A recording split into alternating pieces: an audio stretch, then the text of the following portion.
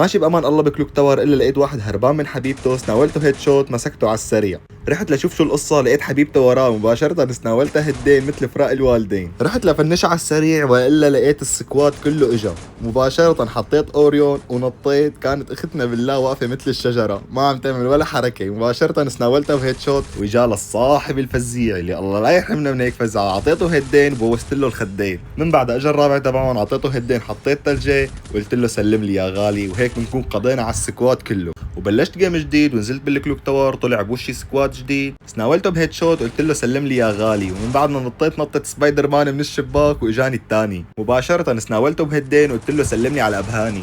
وهون اجت الفزعة واجوني بالسيارة، ضربت الاول وضربني الثاني.